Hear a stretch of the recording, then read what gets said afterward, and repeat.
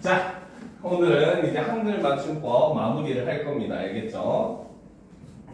자, 물론 이 상호 같은 경우는 교과서 중심으로 많이 나오기는 해요. 그래도 내용들이 알겠지. 물론 뭐 단어나 이런 거는 교과서에 있는 단어를 사용을 안 하기는 하지만 그래도 이제 교과서에 나오는 내용만 가지고 이제 문제가 좀 나오는 편이긴 해요. 알겠습니까? 그래서 그렇게 이제 어렵게는 안 나오지만 그래도 일단 우리가 이런 방학을 이용해서는 이론을 좀 확실하게 해놓을 필요가 있기 때문에 선생님이 이 부분에 이제 수업을 다 해주고 있죠. 그래서 지난 시간에는 어떻게 보면 의문 변동 중에 그 한글 맞춤법에 반영이 되는 표기에 반영이 되는 의문의 변동에 대해서 한 번 더 봤다면 오늘은 이제 한글 맞춤법에만 해당하는 그런 내용들을 한번 보도록 합시다. 알겠습니까? 자, 제3장 소리에 관한 것부터 보도록 합시다. 자, 첫 번째 된소리.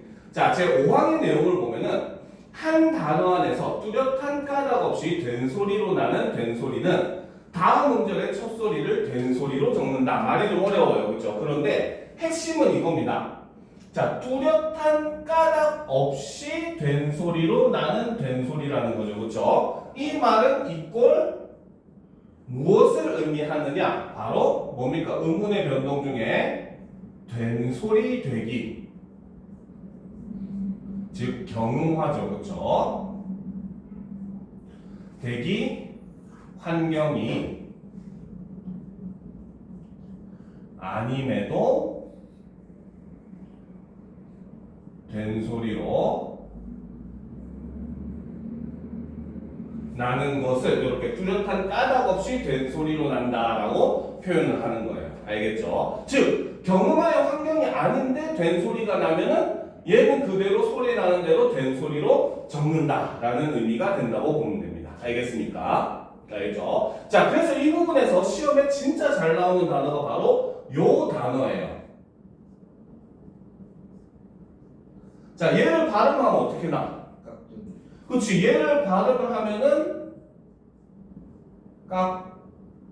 깍두기 이렇게 소리 납니다. 그렇죠? 그래서 요거 같은 경우는 솔직히 학생들이 깍두기로 써야 될지 깍두기로 써야 될지 애매해하는 학생들이 굉장히 많거든요. 알겠습니까? 자, 그런데 사실 요 깍두기라고 하는 한 단어 안에 요거에 대한 내용이 다 들어있습니다. 알겠습니까? 자, 첫 번째 여기에 깍에 이제 초성이 바로 쌍기역으로 된소리로 표기가 되어 있어요. 그쵸? 그치? 얘는 된소리로 나는 이유가 있습니까? 없습니까? 있을까? 없을까? 된소리로 나야 되는. 있을까? 없을까?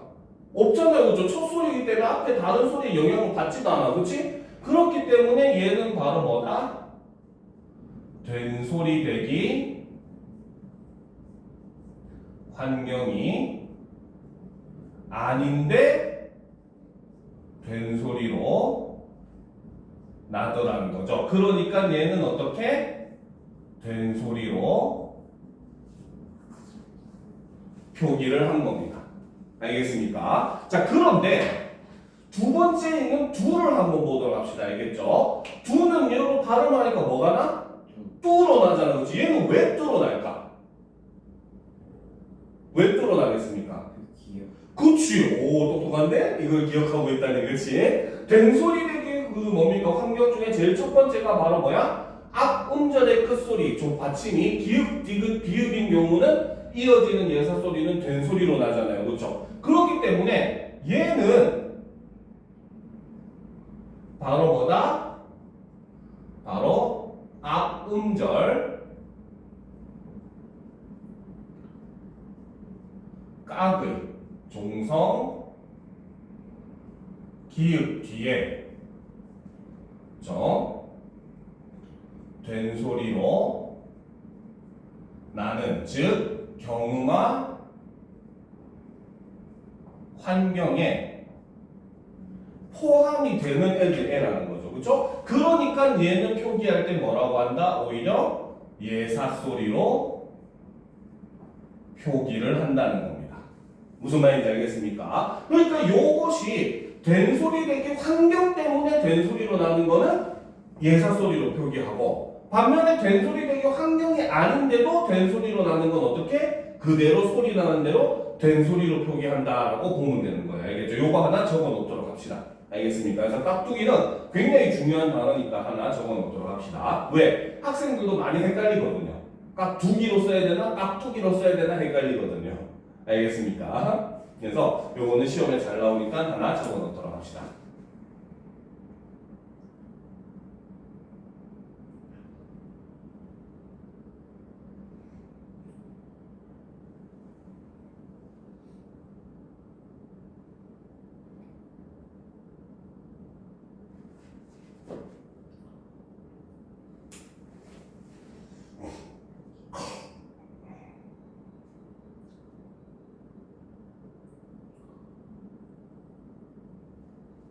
됐습니까?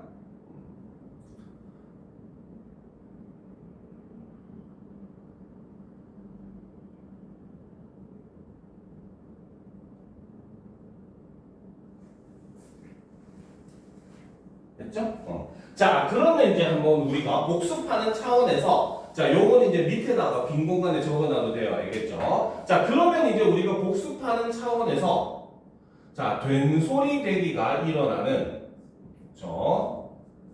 즉 경우마가 일어나는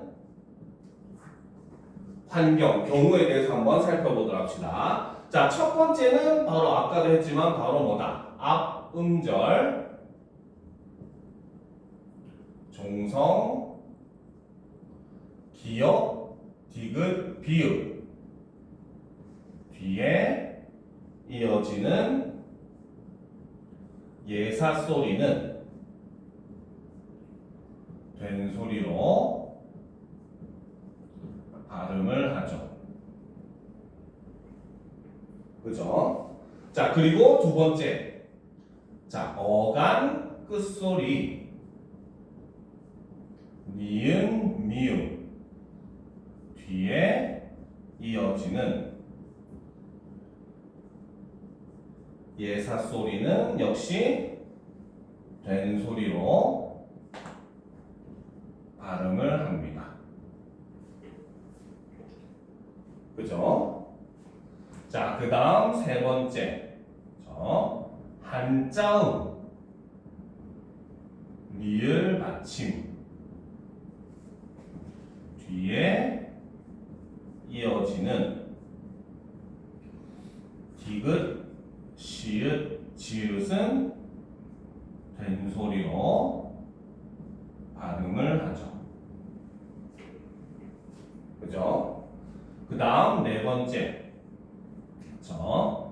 자, 바로 종속 합성어로서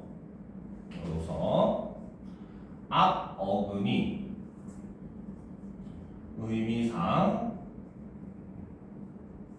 뒤 어근을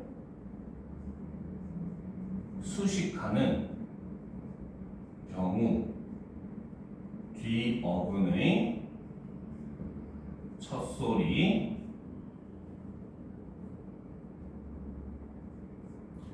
예사 소리는 된소리로 발음을 합니다.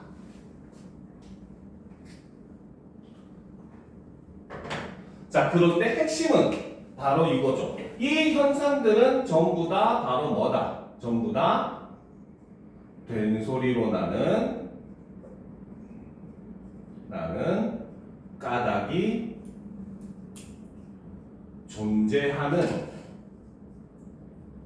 경우라고 볼 수 있고, 그렇기 때문에 이 경우는 오히려 표기는 예사 소리로 표기를 한다는 거죠.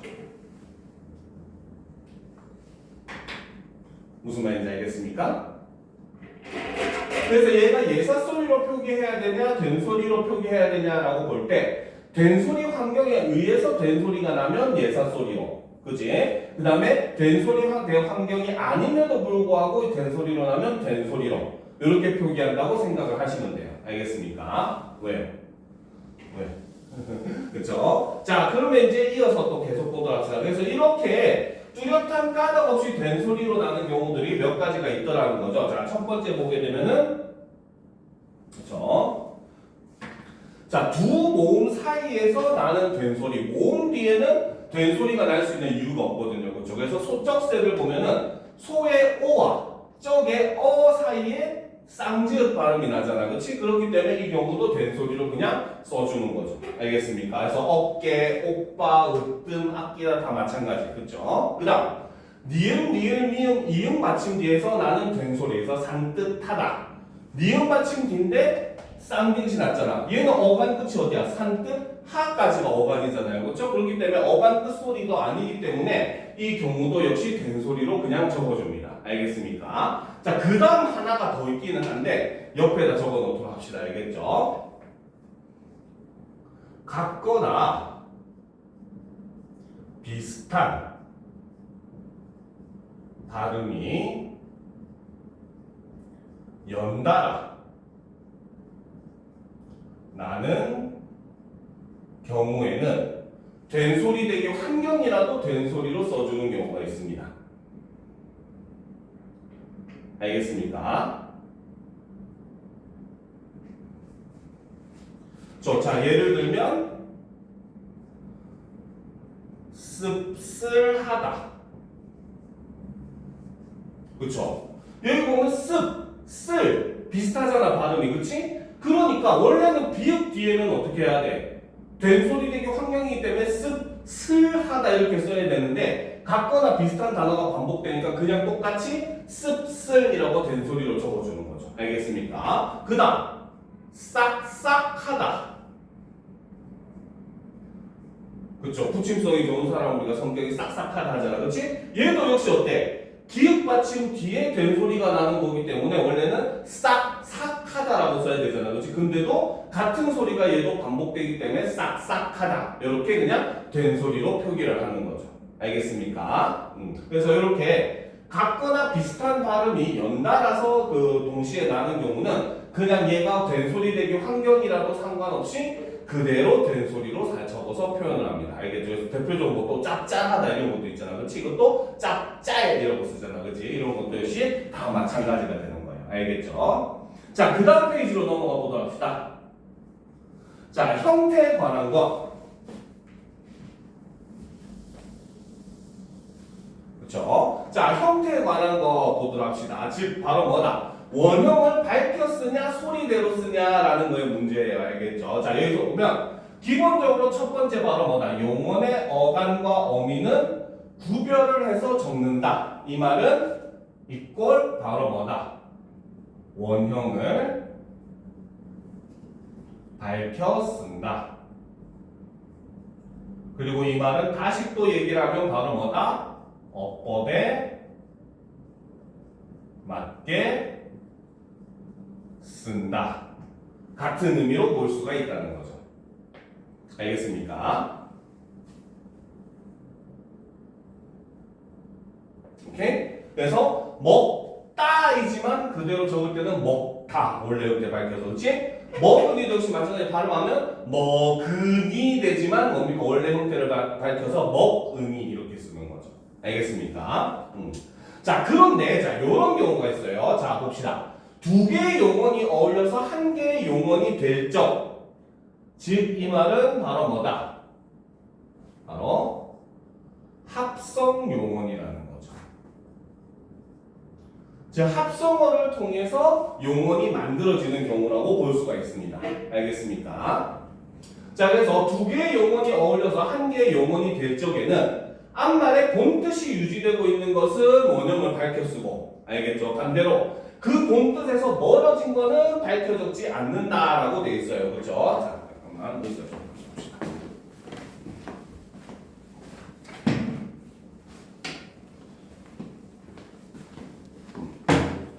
자, 이게 바로 무슨 뜻이냐? 자, 여기 있는 예문을 한번 보도록 합시다. 알겠죠? 자, 넘어지다를 보게 되면은 넘다와 지다가 합쳐진 말이잖아요. 그렇죠? 그렇죠? 넘어지는 게 뭡니까? 넘어지. 그치? 어떤 거를 넘어가려고 하다가 걸려서 쓰러지는 걸 우리는 넘어지다라고 하잖아요. 그렇죠? 그러니까 넘다의 의미가 그대로 남아있기 때문에 원래 형태를 밝혀서 넘어지다 이렇게 쓰는 거죠. 알겠습니까? 쓰러지다도 마찬가지입니다. 그렇죠? 그렇지? 쓸다와 지다가 합쳐지잖아. 쓰러지다는 좀 반대 개념이지. 밑에 있는 거지. 그 다음에 늘어나다도 마찬가지. 뭡니까? 늘다가 뭡니까? 그치. 길이가 늘어나는 경우도 있고 그 다음에 양이 늘어나는 경우도 있단 말이야. 그럼 늘어나다는 뭐야? 어쨌든 길이든 양이든 모르겠지만 어쨌든 그게 증가하는 의미가 있기 때문에 그대로 본 뜻이 남아있기 때문에 바로 뭐다? 얘도 원래 형태를 밝혀 쓰는 거죠. 그런데 뜻이 멀어지는 경우가 있어. 드러나다. 들다와 나다가 합쳐져 있어. 근데 드러나다가 무슨 뜻이야? 그치. 감춰져 있던 게 겉으로 나타나는 걸 우리는 드러나다라고 하잖아요. 그치. 그럼 여기에 들다라는 의미가 있어? 그렇죠. 그러니까 소리대로 쓴다는 겁니다. 알겠죠? 자, 우리말에서 자, 요거 하나는 적어 놓도록 합시다. 알겠죠? 자, 우리말에서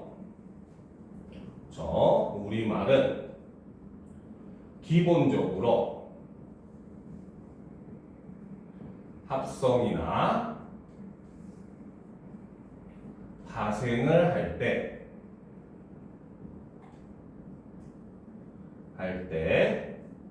원래의 뜻에서 멀어지는 경우 소리대로 씁니다. 알겠습니까? 원래 뜻을 유지하고 있으면은 원형을 밝혀 쓰지만 원래 뜻에서 멀어지면은 소리대로 써요. 알겠습니까? 이거는 동사도 마찬가지고 명사도 마찬가지입니다. 알겠죠? 그래서 이제 보면 이런 것도 있어요. 돌아가다.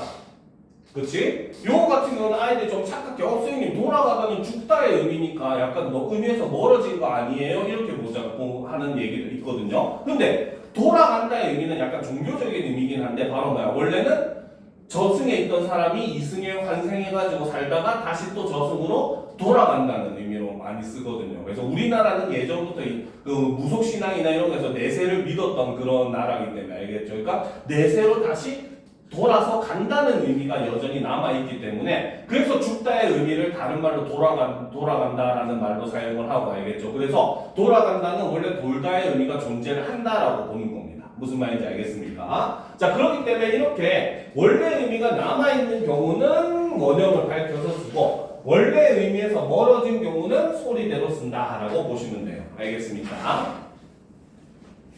자, 그 다음 두 번째 보도록 합시다. 연결어미 이오와 종결어미 이오. 그쵸? 이오는 연결어미예요. 알겠습니까? 예를 들어서 그 다른 조사도 따지면은 와가와 좀 비슷한 의미입니다. 알겠습니까? 예를 들어 봅시다. 자, 문구점에 있는 것은 연필이요, 볼펜이요, 샤프요, 그 다음에 지우개요 할 때 이건 지금 연결되고 있으니까 이오를 쓴 거야. 근데 마지막에 가방이다라고 끝을 낼 때는 가방 이오 하고 끝을 내야 돼요. 그래서 문장이 끝날 때는 이오를 써야 됩니다. 알겠습니까?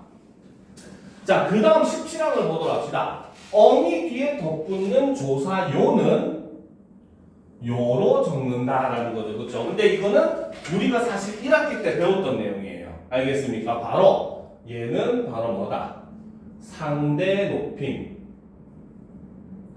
높임 비격식체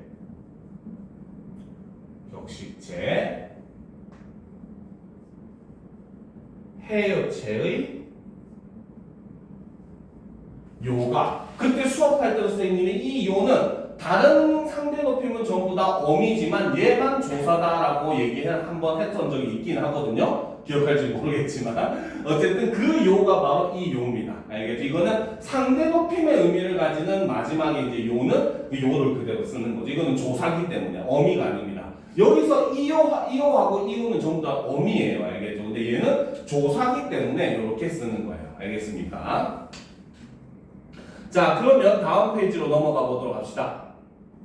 그쵸? 자, 다음과 같은 용어들은 어미가 바뀔 경우 그 어간이나 어미가 원칙에 벗어나면 벗어나는 대로 적는다라는 거죠. 그래서 이거는 일종의 불규칙 활용에 관련된 내용이고 이거는 전부 다 어떻게? 소리대로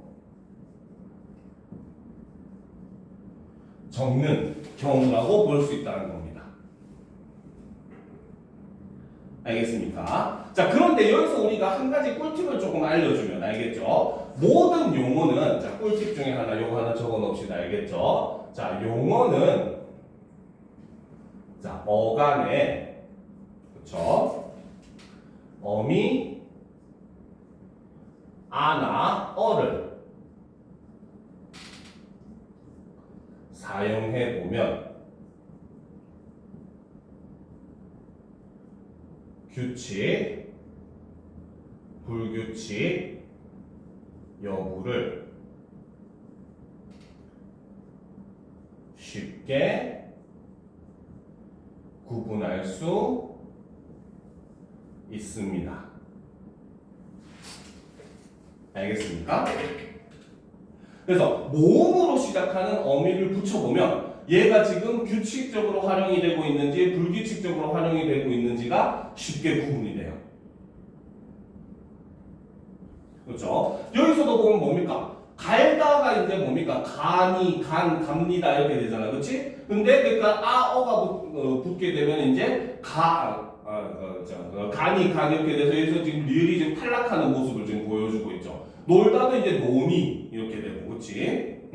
자, 불다도 분이, 둥근이, 어진이, 그렇지? 이렇게 되는 것들. 자, 그리고 이런 것도 역시 마찬가지. 리을이 준 것은 그대로 준 대로 적는 거예요. 알겠죠? 자, 근데 그 다음 보도록 합시다. 특히 이런 부분에서 정확하게 그런 모습이 드러나죠. 긋다 같은 경우도 긋다, 긋고 할 때는 시읒이 그대로 쓰여요. 알겠습니까? 그런데 바로 뭡니까? 아어로 시작하는, 모음으로 시작하는 어미가 붙으면 시읒이 탈락해서 그니, 그었다 이렇게 되는 거죠. 알겠습니까? 자, 그 다음에 보면 원래 히읗 탈락은 표기에 반영이 안 되는데 예외적으로 얘네들은 표기에 반영이 됩니다. 알겠습니까? 대부분이 전부 다 형용사들입니다. 알겠습니까? 동사의 히읗 탈락은 뭡니까? 잘 표기가 반영이 안 되는데 그 형용사들 같은 경우는 이렇게 특히 색채어나 이런 것들 같은 경우에는 표기에 반영이 되는 경우도 꽤 있기는 해요. 알겠죠? 자, 그런데 이제 여기서 우리가 사실 요 시험 탈락 같은 경우는 시험에 굉장히 잘 나와요. 알겠죠? 왜? 바로 낫다와 낫다의 구분을 하는 문제들이 시험에 굉장히 자주 나옵니다. 알겠습니까?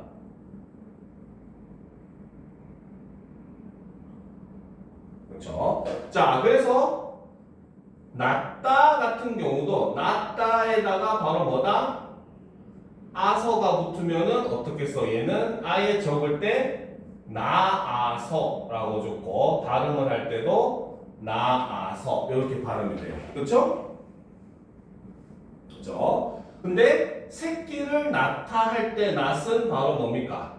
아서가 붙으면은 적는 거는 나아서라고 쓰지만 발음은 그대로 나아서라고 하는 거예요. 알겠죠? 두 개의 발음이 서로 어떻다?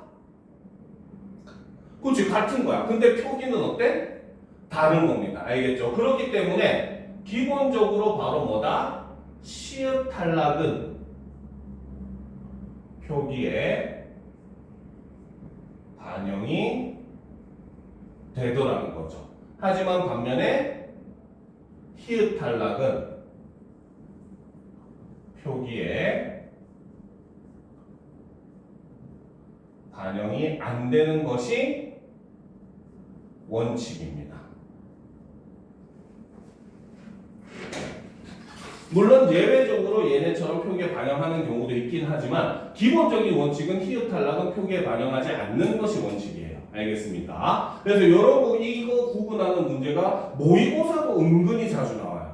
알겠습니까? 그리고 이제 모의고사 문제 보면 학생들을 어렵게 만드는 것 중에 기본형, 다로 끝나는 기본형을 제시해 놓고 얘가 규칙인지 불규칙인지 판단해라 하는 문제들도 나오거든요. 그때 아까 얘기했었던 뭡니까? 아서나 어서 이런 것들 모음으로 시작하는 어미를 붙여보면은 구분하기 쉬우니까 그런 꿀팁을 활용하면은 모의고사에서도 이런 그 지식을 활용을 할 수 있는 거예요. 알겠습니까?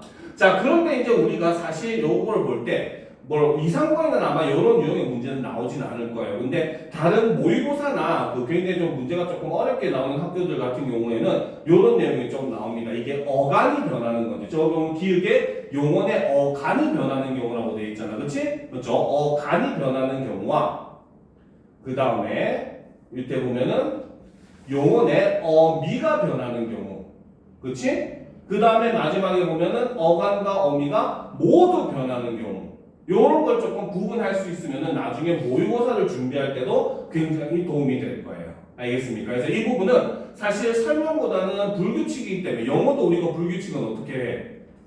그냥 외우잖아. 그치? 그죠? 고 같은 경우도 보통 일반적으로 과거형 같은 경우는 ed를 붙이면 되는데 고는 went 같이 완전히 불규칙으로 활용하잖아. 그치? 그것처럼 불규칙 활용 같은 경우는 살짝 외워줘야 되는 성격이 좀 강하기는 해요. 알겠습니까? 그래서 이제 이런 거는 조금 읽어보고 살짝 외워주도록 합시다. 알겠죠? 뭐 다는 안 외우더라도 그 대표적으로 좀 우리가 자주 쓰는 단어 몇 개 정도는 외워주면은 시험 대비할 때 굉장히 도움이 많이 돼요. 알겠습니까?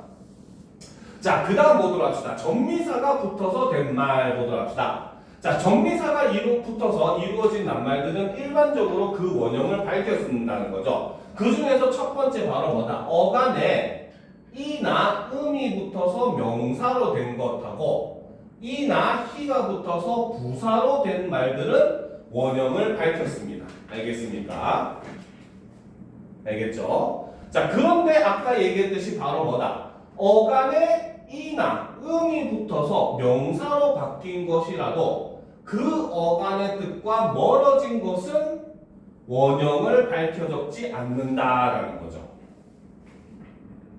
알겠습니까? 자, 그래서 요거 같은 경우에도 시험에 정말 잘 나오는 단어가 바로 뭐냐면 자, 놀다라고 하는 단어에 이나 음이 붙어서 만들어지는 단어가 두 개가 있어요. 알겠습니까? 하나는 놀이라고 하는 단어가 있고 하나는 노름이라고 하는 단어가 있습니다. 알겠습니까? 자, 놀이가 뭡니까? 놀이. 놀이가 뭡니까? 뭐 노는 행동을 하는 거잖아. 그치? 여기서는 놀다의 의미가 남아있어, 안 남아있어? 남아있죠. 그쵸? 그래서 놀이는 바로 뭐다? 놀 더하기 이가 되는데 이 경우는 바로 뭐다? 놀다의 의미가 있다는 거죠. 그러니까 원형을 밝혀 쓴 겁니다. 알겠습니까? 근데 노름은 놀다에 음이 붙은 거거든요. 알겠죠? 근데 노름은 무슨 뜻이야? 노름. 노름? 노름을 모르나? 요즘 애들 노름은 그러고 잘 모르긴 하던데 노름 잘 몰라요? 노름은 무슨 뜻이냐면 도박입니다. 도박을 노름이라고 해요. 알겠습니까? 그러니까 뭐 그 말 그대로 그 우리 타짜 영화처럼 그렇지? 막 도박하는 거 있잖아, 그렇지? 그걸 노름이라고 하거든요. 알겠죠? 그래서 이거는 도박의 의미이기 때문에 바로 뭐다? 놀다의 의미가 없어져 버렸죠. 멀어졌죠, 그렇죠? 그지? 그지? 그렇기 때문에 여기서는 소리대로 쓰는 겁니다. 알겠습니까? 그래서 요것들 원래 의미를 유지하고 있으면 똑같이 이나 음이 붙은 경우라고 볼 수 있지만 원래의 뜻을 유지하고 있으면은 원형을 밝게 쓰고 유지하지 않으면 소리대로 쓴다는 거죠. 알겠죠? 자, 요즘같이 더운 날 가장 많이 사람들이 찾는 게 바로 얼음이죠. 그렇죠? 얼음도 역시 바로 뭐야? 얼다라는 의미가 있어 없어? 그러니까 원래 형태를 밝혀서 얼음이라고 쓰잖아요. 무슨 말인지 알겠습니까? 자, 그 다음 보도록 합시다. 어간에 이나 이외의 모음으로 시작된 정미사가 붙어서 다른 품사로 바뀐 것은 그 어간의 원형을 밝혀 적지 않습니다. 알겠습니까? 자, 예를 들어서 보도록 합시다. 자, 무덤이라고 하는 단어는 어떤 단어에서 왔겠어요? 무덤. 어떤 단어에서 왔겠어? 원래 형태가 뭐겠어? 무덤이 뭡니까? 무덤. 그게 뭡니까? 그치. 사람이나 동물이 죽으면은 땅에다가 묻어가지고 그 뭡니까? 꽁긋하게 만들어 놓은 걸 무덤이라고 하잖아요. 그쵸? 그럼 기본형이 뭐겠어? 그치. 얘는 무덤은 묻다에서 나오는 말입니다. 알겠죠? 그러면 무덤에서 묻을 빼버리면 뭐가 남아? 덤이 남아요? 그치. 오, 그쵸. 요런 걸 잘 해야 돼요. 알겠습니까? 묻다에 엄이 합쳐진 거야. 무슨 말인지 알겠죠? 알겠습니까? 그러니까 이 엄이라고 하는 거는 바로 뭐다? 이나 이외의 전미사가 사용이 됐죠. 그렇죠? 그러니까 이 경우는 어떻게? 소리대로 적는다는 겁니다. 알겠습니까?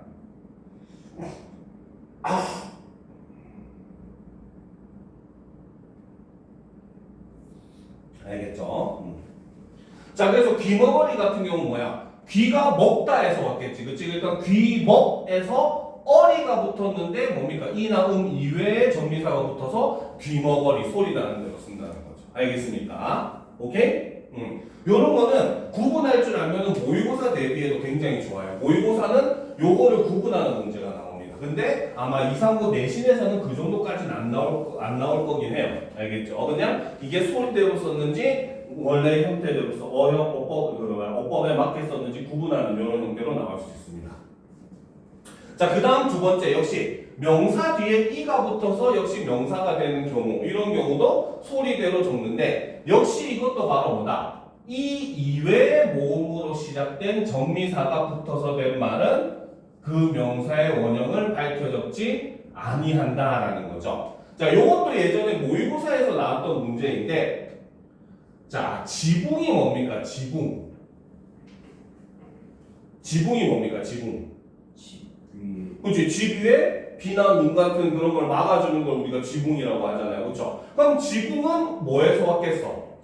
그렇지. 집이라고 하는 명사에서 뭐가 붙었어? 그렇지. 오, 이제 또 많이 똑똑해졌어요. 그렇죠? 웅이 붙어서 된 거야. 알겠지? 그러니까 역시 이것도 바로 뭐다? 명사의 이 이외의 정미사가 결합을 한 경우, 그렇기 때문에 이 경우도 어떻게? 소리대로 적는다는 거죠. 알겠습니까? 이해가 됩니까? 그죠? 그러니까 이파리 같은 단어도 역시 마찬가지겠지. 이파리는 뭐에서 얻겠어? 이파리. 그치. 입에다가 뭐가 합쳐졌다? 아리가 합쳐졌죠. 아리. 나뭇잎 할 때 잎, 피읍 받침이잖아. 그치? 그래서 아리가 합쳐졌으니까 이 이외의 정미사가 결합했으니까 소리 나는 대로 적는다는 거죠. 알겠습니까? 자, 그 다음 이제 보면은 이제 우리가 중간 1학기 때 배웠던 내용이 또 나오기는 하죠. 바로 용언의 어간에 다음과 같은 전미사들이 붙어서 이루어진 말, 바로 이희리기, 우구추 이런 것들, 그치? 이거는 바로 사동, 피동할 때 우리가 배웠잖아, 그치? 그 다음에 뭐 으키, 이키, 에 이런 것들, 알겠지? 그 다음에 치, 뜨리, 트리 이런 것들, 넘어, 뜨리다 할 때 이런 것들, 알겠습니까? 그 다음 으키다 이런 것들, 그치? 이런 것들도 전부 다 원래 형태를 밝혀 쓰는 거죠. 알겠죠? 자, 그 다음 용언의 어간에 다음과 같은 정미사들이 붙어서 이루어진 낱말들, 뭐 요거는 그냥 한번 읽어보면 될 거예요. 알겠죠? 자, 다음 페이지로 넘어갑시다. 자, 하다가 붙는 어간에 히나 이가 붙어서 부사가 되거나 부사에 이가 붙어서 뜻을 더하는 경우도 원래 형태를 밝혀 쓴다는 거죠. 알겠습니까? 그래서 하다가 붙지 않는 경우에는 소리대로 적는다는 거죠. 이거는 갑작에다가 이가 붙어서 갑자기가 된 거죠. 그치? 그 다음에 반듯에다가 이가 붙어서 반드시 이렇게 되는 거고, 그쵸? 자, 그 다음 하다나 없다가 붙어서 된 용언도 역시 마찬가지 원래 형태를 다 붙여줬습니다. 알겠죠? 그래서 하다의 용언이라고 하죠. 자, 그 다음 밑에 보면은 합성어 및 접두사가 붙은 말에서 보면 둘 이상의 단어가 어울리거나 접두사가 붙어서 이루어진 말은 각각 그 원형을 밝혀 쓰는 게 원칙입니다. 알겠죠? 근데 이것도 역시 마찬가지 원래 뜻에서 멀어지거나 어원이 분명하지 않은 것은 소리대로 씁니다. 알겠습니까? 대표적으로 아까 얘기했듯이 바로 뭡니까? 우리가 둘 이상의 단어가 어울리거나 접두사가 붙어가지고 이제 그 의미가 멀어지는 게 아까 얘기했었던 그 뭐야 드러나다 이런 것들, 그치? 원래 의미에서 멀어졌잖아요, 그쵸? 이런 것들도 전부 다 뭡니까? 원래 뜻을 유지하면은 원형을 밝혀 쓰는데 멀어지면은 소리대로 적는다는 거죠. 알겠습니까? 근데 이가 여기서 이는 이빨을 나타내요, 알겠죠? 그래서 이가 합쳐져서 나타나는 말은 이 대신에 니를 씁니다. 그래서 덧니, 그치? 간니, 그쵸? 사랑니 하잖아, 그치? 틀리, 그치? 자, 그 다음 보도록 합시다. 자, 나머지는 이제 사실 탈락 부분이에요. 알겠죠? 여기서 보면 끝소리가 리을인 말과 딴말이 어울릴 적에 리을 소리가 나지 않는 것은 나지 않는 대로 적는다라는 거죠. 리을 탈락. 그래서 달다리 같은 경우는 다다리, 그렇지? 딸님 같은 경우는 따님, 그렇지? 말소 같은 경우는 마소, 그렇죠? 뭐 바늘질 같은 경우도 바느질. 아들님도 똑같아요. 아들님, 그래서 아드님 이렇게 하잖아, 그렇지? 이런 것들은 전부 다 리을이 탈락하는 경우죠, 그렇죠? 요것도 시험에 잘 나와요. 우짓다 같은 경우, 알겠죠? 울다와 짓다가 합쳐졌는데 학생들이 자꾸 울부짖다로 착각하거든요. 울부짖다가 아니라 우짓다가 됩니다. 알겠습니까? 자, 그다음 끝소리가 갑자기 올라가. 리을인 말과 딴말이 어울릴 적에 리을 소리가 디귿으로 나는 경우가 있어. 대표적으로 우리가 이런 건 시험에 잘 나와요. 바로 숟가락. 원래는 술과 가락이 합쳐진 말입니다. 알겠습니까? 근데도 발음할 때 적거나 발음할 때 숟가락이라고 하잖아, 그렇지? 그래서 이것도 원래는 술, 가락이 리을이 디귿이 됐죠. 그다음 설달도 역시 마찬가지 섣달이라고 합니다. 알겠습니까? 그래서 리을이 디귿으로 나는 거죠. 그다음 저것도 많이 쓰잖아요. 이튿날. 원래는 이틀 더하기 날인데 이튿날 이렇게 쓰잖아요, 그렇죠? 그래서 저런 것도 시험에 잘 나오니까 이런 것들은 우리가 꼭 알아둘 필요가 있어요. 알겠죠? 자, 그다음 두 말이 어울릴 적에 비읍 소리나 히읗 소리가 덧나는 거. 자, 요거는 중세 국어와 관련된 내용이긴 한데 아마 2, 3호는 이 정도로 어렵게 나오진 않긴 할 거예요. 알겠죠? 근데 이제 이런 거 같은 경우 사실 중세 국어로 설명을 해요. 알겠습니까? 그냥 간단하게 모의고사에 나왔던 문제이기 때문에 하나만 예를 들어보면은, 자, 우리가 그해난이라고 하는 접두사로 우리가 해난, 햇을 씁니다. 그렇죠? 그래서 그 해에 수확한 그 곡식을 햇곡식, 그렇죠? 막 수확한 과일을 햇과일 이렇게 하잖아, 그렇지? 근데 해라고 하는 말은 쌀과 합쳐졌을 때만 햅쌀이 돼요.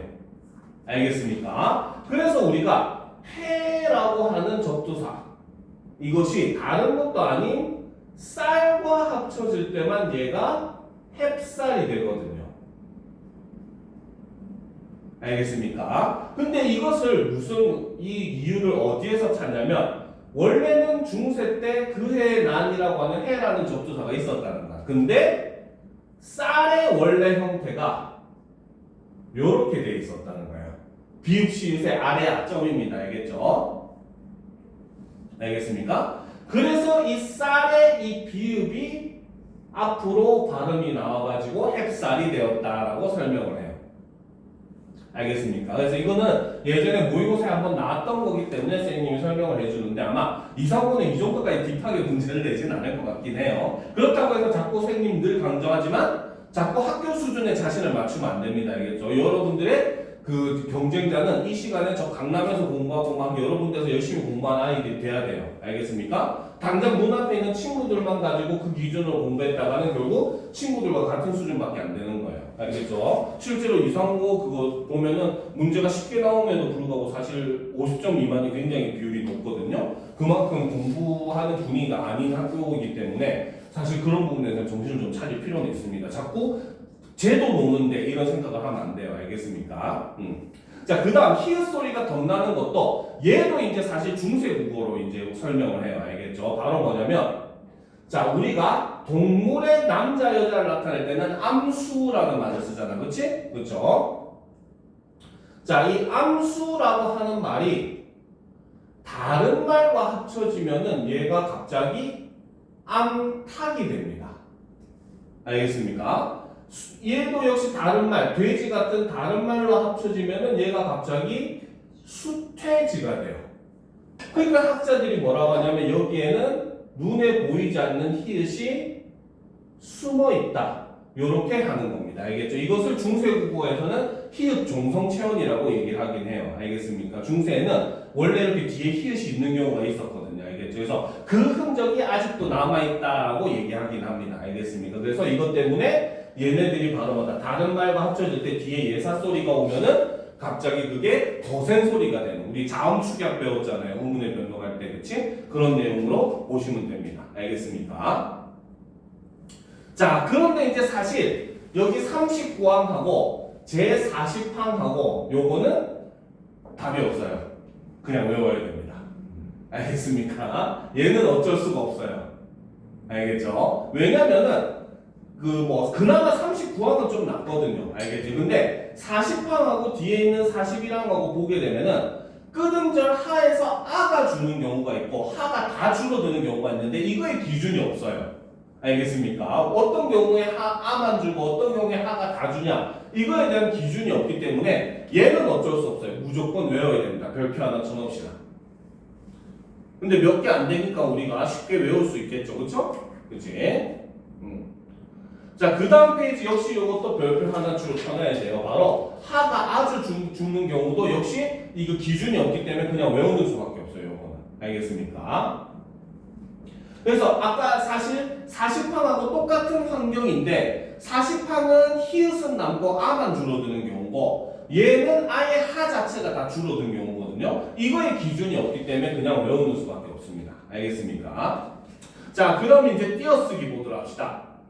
자, 띄어쓰기는 뭐 조사는 앞말에 붙여 쓰고 핵심은 요게 학생들이 제일 어렵게 하죠. 바로 의존 명사는 반드시 띄어써야 됩니다. 알겠습니까? 그 외에도 뭐 단위를 나타내는 명사는 또 띄어써야 되고 다음 페이지. 자, 그다음 우리나라는 숫자를 적을 때는 만 단위로 씁니다. 한글로 쓸 때는 숫자로 쓸 때는 세 자리를 기준으로 쉼표를 찍거든요. 이건 미국식이야. 알겠습니까? 그래서 미국은 단위를 나타내는 말이 1, 10, 100, 1000까지 있는데 많이 없어요. 그치? 왜? 얘네는 1000으로서 다 표시할 수 있으니까. 그 다음에 있는 게 뭐야? 1000만, 10만, 100만 단위지 밀리언. 그쵸? 그 다음에 있는 게 10억 단위 빌리언 있잖아. 그치? 영어가 이렇게 세 자리를 기준으로 있는 게 바로 요 숫자를 읽기 위해서입니다. 알겠습니까? 알겠죠? 근데 우리 국어는 기본적으로 네 자리를 기준으로 있습니다. 알겠습니다. 그래서 네 자리를 기준으로 띄어쓰기를 하면 돼요. 알겠습니까? 자, 그 다음 두 번째 두 말을 이어주거나 열관적에 쓰이는 말들은 띄어쓴다. 뭐 요거는 그냥 읽어보면 되는데 사실 중요한 건 바로 이 다음이죠. 보조용언. 알겠습니까? 자, 보조용언이라고 하는 것에 대한 개념을 좀 알아둘 필요가 있어요. 알겠죠? 자, 우리 국어에서 그치? 자, 우리말에서 그렇죠? 자, 두 용언이 연달아 쓰이는 경우가 있어요. 그렇죠? 예를 들어서 뭐 대표적으로 나는 모퉁이를 돌아서 갔다.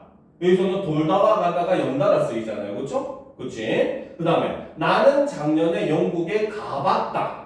그렇죠? 가다와 보다가 쓰였잖아. 그렇지? 이렇게 두 개의 용언이 연달아 쓰이는 경우가 있습니다. 알겠죠? 근데 이 경우를 두 개로 나눌 수가 있어요. 자, 첫 번째는 본용언 더하기 본용언인 경우가 있습니다. 알겠죠? 자, 본용언 더하기 본용언이라고 하는 것은 바로 뭐냐면 자, 사용된 두 용언의 의미가 모두 분명히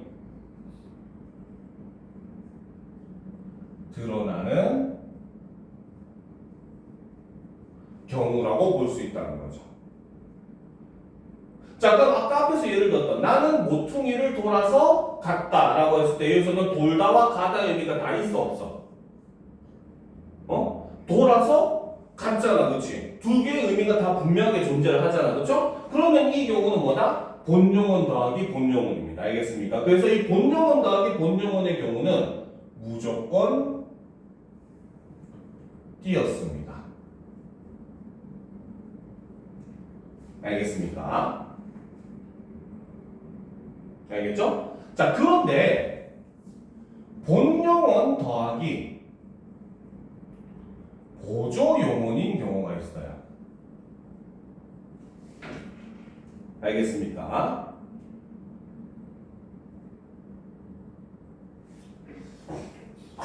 알겠죠? 그래서 이 보조용어는 바로 뭐냐면 보조용어는 본용어의 의미를 강조해주거나 도움을 주는 역할입니다. 알겠죠? 그렇기 때문에 자신의 의미는 존재하지 않는다는 것. 알겠습니까?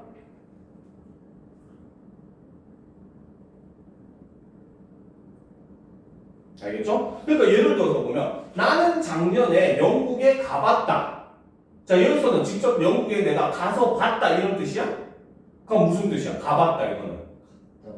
그렇지, 간 적이 있다라는 뜻이야. 그럼 여기에 보다라는 의미가 있어 없어? 없죠. 그렇기 때문에 본용어과 보조용어의 관계에서는 띄어쓰는 게 원칙이지만 붙여 쓰는 것도 허용을 합니다. 알겠습니까? 자, 그런데 여기까지만이었으면 얼마나 좋았겠어요. 알겠죠? 자, 그런데 본용어 더하기 보조용어도 무조건 띄어야 되는 경우가 있어요. 알겠습니까? 자, 요것도 하나 적어 놓읍시다. 바로 자, 본용어 더하기 보조용어임에도 반드시 띄어쓰는 경우가 존재를 합니다. 알겠죠? 자, 첫 번째는 바로 뭐다? 본용어 뒤에 조사가 붙는 경우. 즉, 본용어과 보조용어 사이에 조사가 있어버리면은 이 경우는 무조건 띄었어야 돼요. 알겠습니까? 자, 예를 들어보면, 그쵸? 자, 예를 들면, 우리가 나는 영국에 가고 싶다 할 때, 싶다는 원래 의미 자체가 없잖아. 그치? 그냥 바란다의 의미를 더해주는 요 보조용어이거든요. 알겠죠? 그럼 원래는 가고 싶다 붙여 써도 돼. 알겠지? 근데, 뭡니까? 나는 영국에, 가고도 싶다. 처럼 여기서 도가 조사가 붙어버렸어. 알겠지? 그러면 이때는 무조건 어떻게? 띄었어야 되는 겁니다. 알겠습니까? 가고만 싶다 하듯이 이렇게 조사가 붙으면 띄었어야 돼요. 알겠습니까? 알겠죠? 자, 그 다음 두 번째 바로 본용어니 합성용어인 경우. 본용어 자체가 다른 말과 합쳐져서 이루어진 말 같은 경우는 보조용어는 무조건 띄었어요. 보조용어까지 붙였으면 너무 길어지니까. 알겠습니까? 알겠죠? 자, 그래서 예를 들어서 보면 바로 뭡니까? 요즘 캐대언이 유행인데, 그치? 바로 뭐다? 나는 나의 본 모습을 드러내고 싶다. 이렇게 했을 때 드러내다라는 말이 바로 뭐다? 들다와 나다가 합쳐진 합성어죠. 그렇죠? 그러니까 뒤에 있는 싶다는 무조건 어떻게 띄어야 된다는 겁니다. 알겠습니까? 그래서 이런 경우를 제외하고는 본용어과 보조용어 관계는 띄었어도 되고 붙였어도 허용을 한다라고 보시면 돼요. 알겠습니까? 자, 여기까지가 어떻게 보면은 대부분의 내용 다 압니다. 나머지는 이제 여러분들 이제 그냥 다들 한 번쯤 읽어보면은 되는 내용들이에요. 알겠습니까? 그래서 한글 맞춤법이 이제 이렇게 복잡해 보이고 이론은 일단 기본적으로 이런 내용인데 사실 이런 맞춤법 같은 경우는 의문의 변동을 해봐서 알겠지만 사실 이론을 아는 것보다 문제를 많이 풀어보는 게 더 중요하긴 해요. 그렇다고 해서 절대 이론의 내용을 간과해서는 안 됩니다. 이론이 토대가 돼야 문제를 어느 정도 접근을 할 수 있기 때문에 어느 정도 이론은 조금 머릿속에 넣어두고 문제를 좀 많이 풀어보는 태도가 굉장히 중요해요. 수학이랑 똑같아요. 이게 수학도 공식은 그래도 공식은 외우고 나서 문제를 풀어야 되잖아. 그렇지? 그것과 역시 마찬가지 개념이다라고 보시면 됩니다. 알겠습니까? 자, 지금 10분이니까 20분까지 잠깐 쉬었다가 이어서 이제 또 독서를 한번 하도록 합시다. 알겠죠?